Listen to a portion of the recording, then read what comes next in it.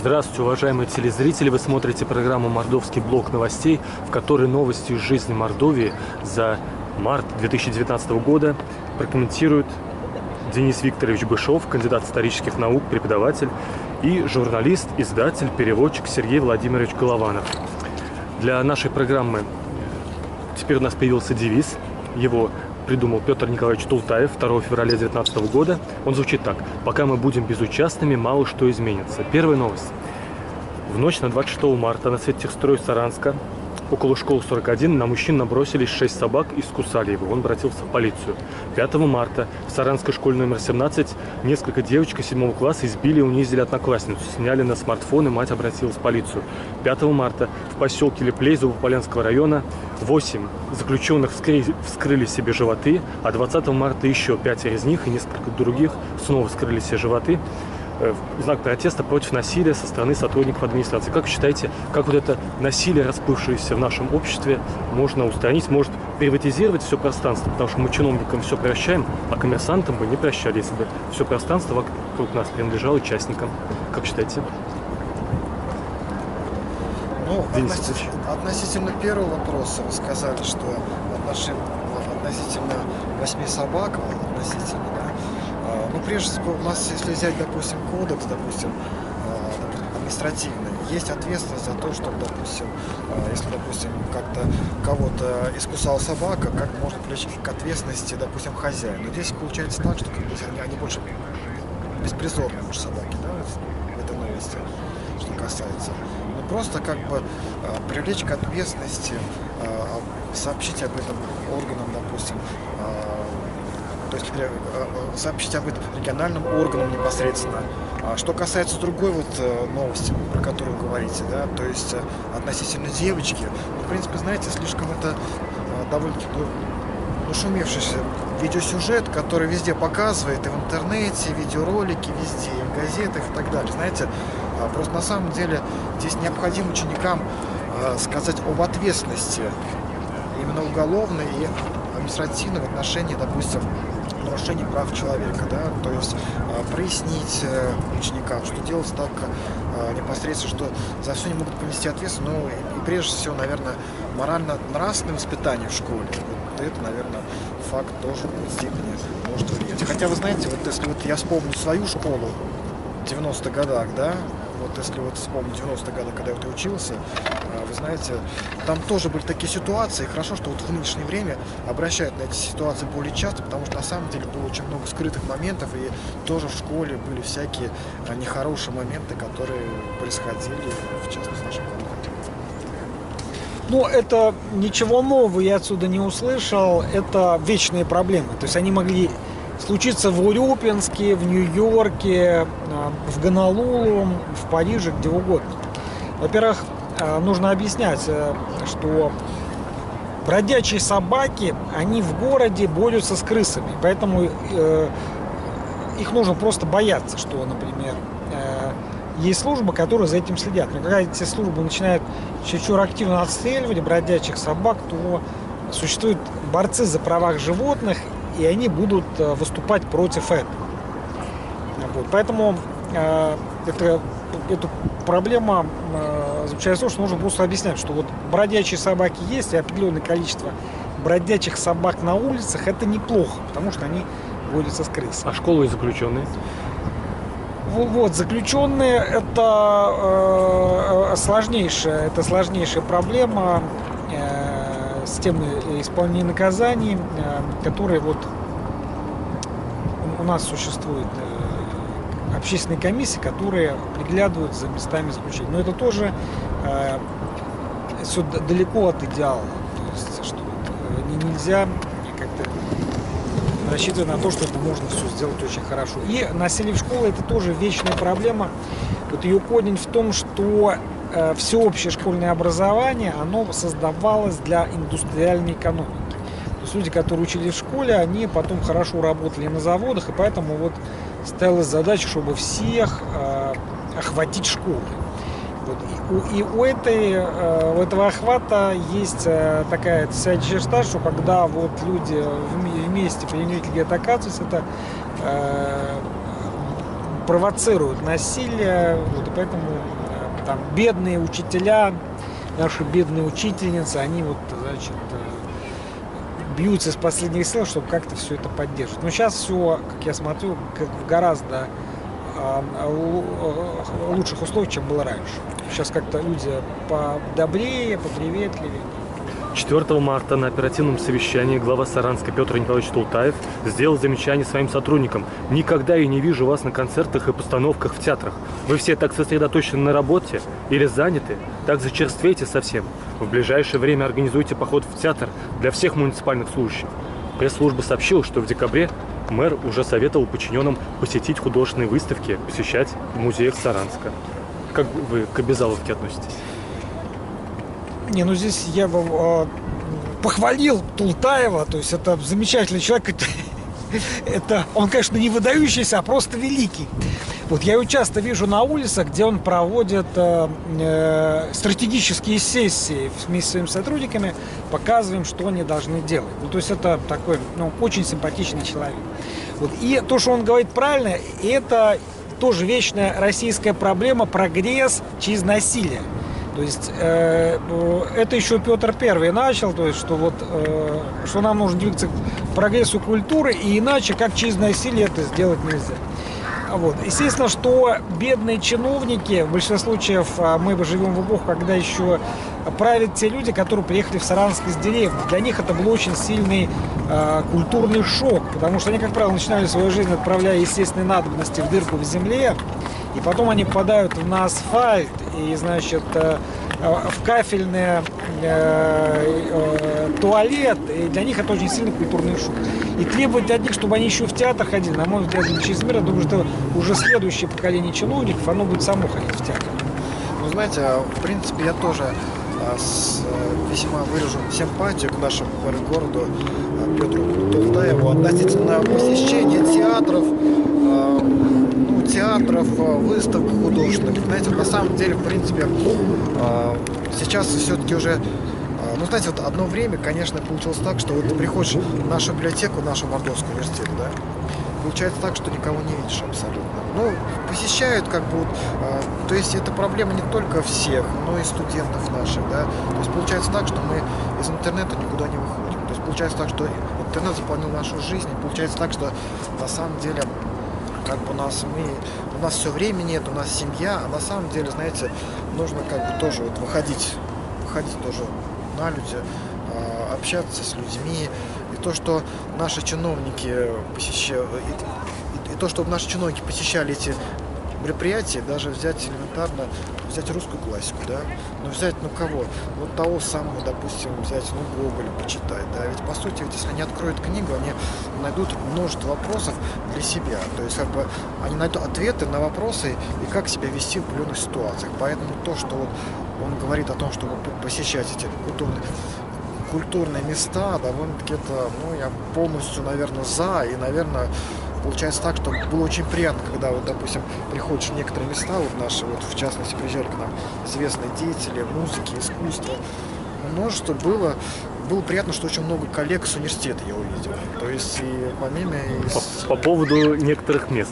27 февраля на сессии Госсобрания депутаты внесли изменения в закон о государственных языках Республики Мордовия. И теперь расширено право использования макшанского и рязанского языков не только на заседаниях госсобраний и органов, а на всех мероприятиях органов государственной власти и органах местного самоуправления. Как вы относитесь к тому, чтобы помогать национальным языкам, которым очень трудно вот, на законодательном уровне? Вы знаете, это тоже ситуация очень довольно-таки положительная. То есть я тоже поддерживаю, потому что я вспоминаю свое советское детство. Когда ты идешь по городу, был магазин, допустим, «Хлеб Кши», да? То есть идешь, допустим, различные мордовские названия. А вот почему сейчас у нас англоязычные, российские, хотя мы все-таки, хотя мы сами живем в Мордовии, все-таки мы должны как бы почитать свои корни, почитать свои местные обычаи. И, наверное, все-таки можно... Вот, на самом деле это неправильно, что у нас почему-то на ирзианском, макшанском языке говорят только в селах, да? А в Саранске на этом как бы не общаются. Поэтому, в принципе, я двумя руками за, хотя по национальности я русский, но я все-таки полностью поддерживаю национальный язык южнянский, накшанский. Ну, я считаю, что вся система государственной пропаганды в Мордовии должна быть переведена на мордовские языки и запрещена на русском. То есть я считаю, что вообще все мордовское телевидение должно вещать только на мордовском, и газеты «Известия Мордовии», «Столица С» и «Вечерний Саранск» должны быть переводиться обязательно на мордовский язык с запретом русской версии. Потому что вот то, что они пишут, это иначе как по-мордовски выразить нельзя. В этом смысле. 18 марта на сайте прихода церкви святого праведного Иоанна Кронштадтского в Саранске на Светтехстрое на улице Солнечная опубликован архивный проект будущего одноименного кирпичного храма, который будет стоять рядом с соседним деревянным храмом. Настоятель Владимир Николаевич Кугушев в интервью от 19 февраля сказал, что раньше на этом месте был овраг, стояла вода. Чтобы начать строительство, сюда пришлось завести около 20 тысяч кубов грунта. Как вы считаете, нужно ставить конфессиональные объекты, как нужно согласовывать с окружающими жильцами для того, чтобы эти объекты конфессионального поклонения, они только сплачивали общество и никого не возмущали? Дело в том, что я еще помню время, когда была одна церковь на весь Саранск, и там люди в обморок падали от удушья. Сейчас очень хорошо, что открылось много храмов, где во время праздника людям простудно. Но это все должно делаться за счет самих верующих. То есть верующие должны собирать деньги, им сейчас никто не мешает это делать. И вот должны собрать деньги за свой счет, делать, что хотят, и всем от этого будет только хорошо. Но согласовывать с жильцами окружающих домов или не согласовывать? Наверное, нужно спросить. Потому что, во-первых, мы живем на земле, где первый такой вклад в культурный внесли татары. То есть и все ранние памятники письменности Мордовии на татарском языке. То есть здесь изначально исконная культурная традиция была исламская. То есть письменность была на татарском языке, и поэтому нужно с уважением относиться к мусульманам на территории Мордовии. То есть, и, конечно, их тоже нужно спрашивать, потому что бывают такие разные мероприятия, и, наверное, что им нужно, чтобы спросить, не мешает ли мусульманам христианское язык. Но если опираться на Конституцию, которая как раз говорит о том, что никакая религия не может быть признана в качестве государственной или в качестве обязательной, то получается так, что вот насчет конфессии, это, конечно, тоже нужно решать вместе с гражданами, которые рядом проживают. Но в то же время, конечно, знаете, вот сейчас в мире тоже происходит непонятная тоже ситуация. Люди стали верить во что, то есть, знаете, только в чего только не верят, да? И получается так, как вот один сказал западный аналитик, что люди стали торговать сейчас религией, да? И как бы, знаете, на самом деле, в принципе, хоть даже нас каждый имеет право исповедовать любую религию, но, как бы, знаете, не нужен на этом, как бы, знаете, не то что наживаться, да, не нужно этим манипулировать, об этом постоянно говорить. То есть, понимаете, это дело каждого. То есть у каждого есть сердце, у кого есть душа. То есть каждый верит, допустим, кто-то в православие, кто-то католик, кто-то, допустим, ходит в мечеть. То есть, как знаете, это дело каждого. А вот говорить, что вот ходить тут в одну конфессию, то есть нужно в одну церковь, в другой храм, как бы, знаете, это немного неправильно. Или иначе будет митинг. Просто свобода религии каждый вот сам выбирает. Вот 18 марта около 100 жителей Старшаговского района вышли на митинг протеста против начавшейся оптимизации центральной районной больницы, где с начала марта уже сократили 10 ставок, и даже считается, что сократили несколько десятков койко-мест, хотя главврач это опровергает. На митинге выступала в том числе первый секретарь Мордовского райкома КПРФ. И жители, в частности, жаловались, помимо оптимизации, еще что нет автобусного сообщения между районом Старшаговским и Саранском. Как бы вы прокомментировали? Это проблема, которая существует с начала 70-х годов. Мордовия была единственным регионом России, если не Советского Союза, где с начала 70-х годов начала уменьшаться численность населения. При этом руководству Мордовии в 80-е годы удалось получить в 70-80-е годы 3 ордена в тот момент, когда численность у него уменьшалась. То есть во времена Сталина это назвали бы вредительством. Вот. И сейчас в Мордовии не живет даже 800 тысяч человек. То есть численность населения продолжает падать. В Саранске не живет и 300 тысяч человек. Я думаю, что численность населения Саранска реально 200 тысяч человек.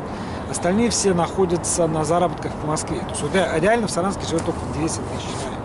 И поэтому вот нужно вот это понимать, что численность населения Мордовии уменьшается. И поэтому правительство Мордовии — это великие люди, не выдающиеся, но великие.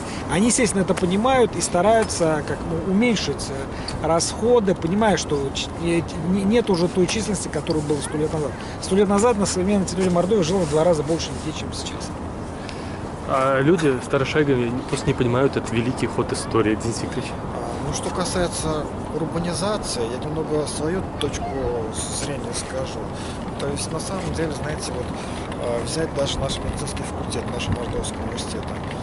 Каждый год выпускает, наверное, около 1000 человек. Да? Получается так, что сейчас каждый второго, третьего спроси студента, он, наверное, студент-медик. Да? Я не говорю про студентов-иностранцев, это даже положительная тенденция. Да? Но для меня странный вопрос, куда они все деваются. Знаете, когда приезжаешь в районы, у них получается так, что, допустим, нет элементарно не хватает врачей, да? Элементарно нет карет скорой помощи. Неплохо бы, конечно, чтобы непосредственно выделяли определенные денежные средства, чтобы наши студенты, медики ехали в село, работали. Потому что на самом деле получается так, что вот куда они все студенты на самом деле деваются, хотя их выпускают огромную армию студентов, и куда они едут, я не могу понять. То есть то ли в Москву, хотя в принципе могли бы для них поставить заманчивые условия в районе. То есть в Москве существует даже такая организация, такое братство врачей из Саранска. То есть вот именно там большая часть выпускников Мордовского университета работает. Смотрите, что у нас происходит с экологией в Саранске. Значит, в начале марта было опубликовано совместное исследование Greenpeace и Air Visual, две международные организации. Саранск попал в 4 города от России по уровню наибольшей загрязненности городов мира. Но, возможно, это для примера их взяли. И в Саранске оказалось, что среднегодовая норма по чистоте воздуха ниже нормы, нормально. Но было 3 месяца, когда у нас превышала норма по загрязненности воздуха. Декабрь, февраль и сентябрь. В декабре это Саранск, Мордовский цемент выбросил 2 тонны, возможно, из-за этого. А еще в феврале, в сентябре неизвестно, кто выбросил, из-за чего так воздух был плох. Кроме того, вода Саранска.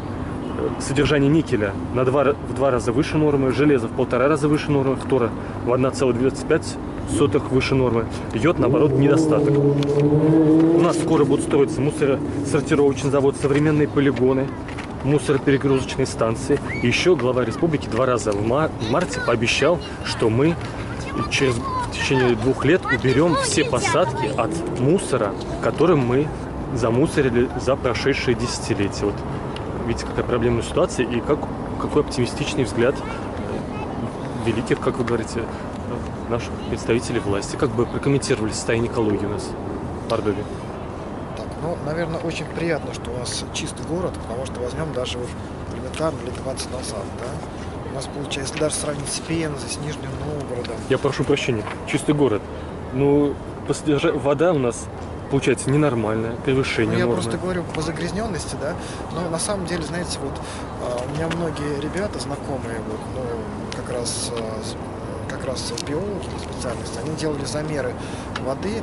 Кстати, наш самый загрязненный район, как обычно, остается, наверное, Октябрьский, да, самый загрязненный, потому что там промышленное производство. И на самом деле, знаете, вот даже иногда включаешь телевизор, покупаешь газеты, да. В основном какие проблемы? Политического, экономического характера. Характер, связанный с Украиной, Сирией, да. То есть, а если мы даже приедем в Европу, во Францию, допустим, в Великобританию, если мы спросим среднего жителя, что его интересует, да. Они проблемы Мордовии не обсуждают там? Нет, они просто говорят, допустим, какие конфликты военные, они говорят, допустим, глобальное потепление, да. И на самом деле, неплохо бы, конечно, чтобы наши передачи больше говорили о загрязненности воздуха. Ведь, по сути, у нас очень мало передач, мы в основном говорим о футболе, о военных конфликтах, да, и так далее. Но, знаете, неплохо, конечно, говорить об экологии нашей планеты, чтобы действительно люди понимали, что нужно более уважительно относиться к природе. Я думаю, что последние десятилетия в Саранске виден прогресс в области охраны природы, допустим. Раньше говорили о ртутном заражении, сейчас уже не говорят в связи с тем, что экономика встала. То есть здесь вся относительно серьезная экономика встала, и сейчас такая несерьезная экономика. А в марте очередная организация хотела 200 ртутных градусников выбросить и поймали. Должности. Ну да, торгово-посредническая деятельность. Да, потому что я думаю, что все как-то к лучшему, и все будет хорошо. Спасибо. И вот последний блок новостей, где мы берем пример для нашей республики из других стран. Она из двух частей состоит. 30 марта во втором туре на выборах президента Словакии победила женщина 58,5%. У нее хорошая биография, юридическое образование, бывший адвокат, правозащитница, один из основателей социал-либеральной партии Словакии. Как вы относитесь к тому, что женщины в одной из другой стран мира развитых становятся президентами, и если как бы отнеслись, если бы в республике одним из будущих глав республики была женщина? Ну, это было бы хорошо. Вот, у нас пока с этим не совсем удовлетворительно, потому что мало женщин находится во власти, и потом, значит, считается, что если женщина стала начальницей, значит, она кому-то дала, вышестоящему начальнику. Вот. Это такие слухи всегда ходят, и это не очень хорошо. Потому что в Европе они это уже прошли, там как бы женщина может свободно стать каким-то начальником, президентом, и про нее ничего плохого нет. Ну, знаете, относительно гендерного данного вопроса у нас традиционно как раз патриархат, да? Но даже если мы открываем Библию, там постоянно мужчина, о женщинах редко говорят. Как у нас это сложился... человек имеется в виду, да? Ну да, как бы у нас сложился в мировой практике, а по сути сейчас такая тенденция, что женщины сейчас стали занимать ответственные посты, они работают в следствии, то есть они получают довольно-таки, соответственно, работу на некоторых мужских специальностях. Но, знаете, в принципе, это положительная сама по себе тенденция. А с чем это связано? Это, наверное, вот прежде всего эмансипация женщин. То есть женщины стали получать больше прав и свобод в нынешнее время. И, в принципе, наверное, даже возьмем наш город, да? Ведь, по большому счету, женщины сейчас более стали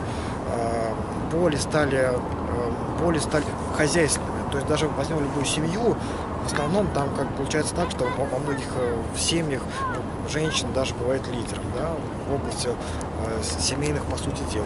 Наверное, знаете, вот даже возьмем село. По большому счету в селе больше мужчин нужен, а в городе-то больше, наверное, мужчин-то не нужен, поэтому женщины, как бы уже, знаете, они заявляют о себе, и по большому счету, как бы здесь вот в основном, это раньше, допустим, когда, допустим, женщина очень сильно зависела от мужчины, она не могла сделать элементарные вещи, куда-то сходить в лес, а сейчас, то есть входить в лес, там, нарубить дрова, а сейчас, как бы, в нынешнее время в городе у нас довольно-таки есть все развитые инфраструктуры, есть стиральные машины, поэтому, в принципе, женщины чувствуют себя более уверенно. И я считаю, что это положительная тенденция современного времени. Это нормально. И вторая часть нашего международного опытного вопроса, то, что 31 марта, у меня будет два вопроса по поводу этого. 31 марта федеральный судья Соединенных Штатов в Аляске, тоже женщина, Шерон Глисон, признала незаконным указ Дональда Трампа об отмене запрета бурения скважин на нефтегазоносных участках шельфа в Арктике и Атлантическом океане. Потому что она говорит, Трамп превысил свои полномочия. Вот два вопроса. Первый. Как вы считаете, не стоит ли нам перенять, допустим, в Мордовии такую судебную независимость, где судья может говорить, что глава региона превысил свои полномочия? У нас же ни в одном регионе России такой независимости. Нет, у нас до революции была судебная реформа в эпохе Александра II, и, значит, был относительно свободный суд, это продолжалось до 17 года. Но определенной части народа это не нравилось. Например, это не нравилось Достоевскому, что, оказывается, здесь адвокат может произнести такую речь, и вот суд оправдает того, кого все считают виновным. И поэтому у нас после 17 года правосудие сильно упало, до сих пор и не встало. У нас до сих пор суды зависимы. Ну, то есть до перестройки всеми командовал партия. То есть секретарь райкома мог сказать судье, значит, вот этого посадить, и за это я тебе дам квартиру. Политическая воля больше. Да. сейчас у нас постсоветское общество, что эпоха такого стыдливого тоталитаризма, что в принципе тоталитаризм остался, просто как бы сейчас этого стыдятся. Значит, как бы более все прикрыто. Так. Ну, что касается относительных моментов, опять же, можно опираться на Конституцию Российской Федерации, которая говорит о том, что у нас 3 ветви власти: законодательная, исполнительная, судебная. И, соответственно, каждый имеет свои полномочия, и поэтому, в принципе, это вопрос закономерный, если вот опираться на российскую систему. Да? А что касается США, вы правильно заметили как раз вот то, что вот на самом деле в США, взять Европу, Россию, у нас, как вы знаете, судебная система, она больше... Ну, то есть, понятно, в суде, допустим, в США у них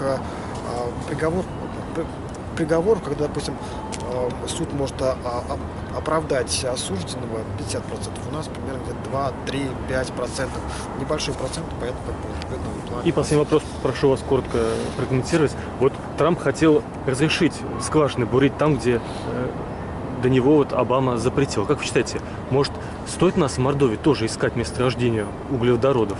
У нас же повысится уровень жизни, зарплата, демография вырастет, зато экология ухудшится, леса там затопятся или всякими скважинами. Как вы считаете? Ну, это вопрос больше, наверное, для строителей, наверное, больше, да, кто занимается как раз непосредственно... Ну, леса, если загрязнятся нефтяными месторождениями. Ну да, ну, во-первых, у нас традиционно Мордовия отличалась именно только наличием строительных материалов, и как таких крупных месторождений природных я что-то сомневаюсь. То есть, мне кажется, как бы, знаете, в этом плане... Ну, вы бы советовали их начать искать? Ну, знаете, в принципе, мы все изучали географию в школе, в университете изучали, да, и, по сути, наверное, нам уже говорили, что у нас таких крупных месторождений не может быть. Золото, серебро, но золото, оно только в Сибири, и поэтому, как бы, таких вот газ, нефть вряд ли. Не стоит искать, потому что сейчас изобретут новые источники энергии, и мы окажемся очередной раз на задворках прогресса. Уважаемые телезрители, новости из жизни Мордовии за март 2019 года комментировали Сергей Владимирович Голованов, журналист, издатель, переводчик, и Денис Викторович Бышов, кандидат исторических наук, преподаватель. Спасибо вам большое.